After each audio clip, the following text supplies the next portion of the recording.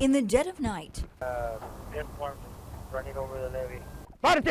Agents trek through a rain-soaked field. We've got a camera that's pretty close that's trying to put eyes on the group. You know, the other one continue.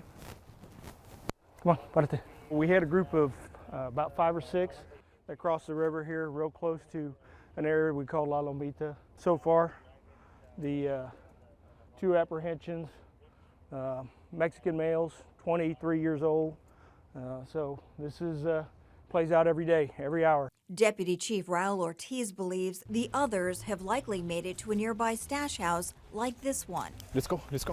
If they're not caught, he says, they will probably take off for cities far from the border and slip into American society. If a wall had been here to stop them, would it have made any difference? Oh, certainly it would slow them down considerably. We probably have, just in this one station, 100 people crossing right now. Where are they from? Most of these individuals are from Guatemala, Honduras, and El Salvador. On the journey to the U.S., some are hurt. Many say they are raped. All are traveling for weeks through multiple countries to get here. Buenas tardes. Like the tens of thousands of others who will sneak around legal ports of entry this month, Oscar turns himself into Border Patrol and will seek asylum. Do you think you'll be deported? ¿Crees que te van a mandar para atrás a tu país? No creo, no. ¿Por qué no? 30 o 25 años preso, pero no regreso para allá ya. We're going to go north. Those with criminal backgrounds run, He was right in the same area, bro. knowing they will likely be sent back to their home countries in Central America or elsewhere. Right now, we're standing underneath the bridge between the U.S. and Mexico. Agents say all of these people were brought here by smugglers. Right now, they're catching about 850 migrants every single day, a new record. On average, we lose about 100 people every day that we can't account for. They get away from us. To slow the 24/7 flow of illegal traffic, Border Patrol says it needs more feet on the ground, more technology. So this particular group crossed in an area where our fencing ends.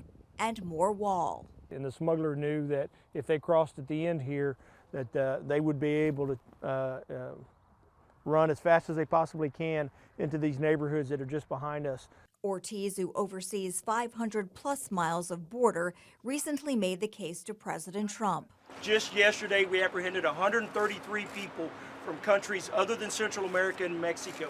That includes individuals from India, Pakistan, China, Romania, Ecuador, Nicaragua. Calling a wall immoral and ineffective, Democrats are determined to stop it. We're not doing a wall.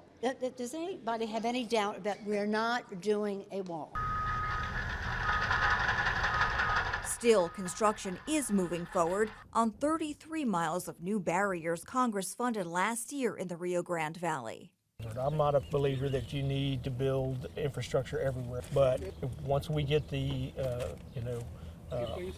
mileage of fencing that we're proposing to build down here, it's going to really divert that traffic out into our more remote areas where we like our chances. What if you don't get it? If we don't get it, we're going to be dealing with this problem for an awfully long time. But both sides agree even a barrier along the entire U.S.-Mexico border won't stop everyone. ¿Por qué escogiste venir cruzar la frontera por el río en vez por una garrita? Pensé que podía ser más fácil. 94% of my traffic happens on my west side, where I have very little infrastructure and almost no permanent technology whatsoever. But on the east side of the valley, where there is already 35 miles of fencing up, agents say migrant activity drops to just 6%. As much of the debate rages on far from the southern border, President Trump's emergency declaration could free up money to build hundreds more miles of barrier here without approval from Congress. Ortiz challenges critics to walk just 1 mile in their shoes. Do you feel like you're being treated fairly? Well, right now I feel like, they're tying our hands, and we want to get to the point where, hey, we want to know that the rest of America has our back.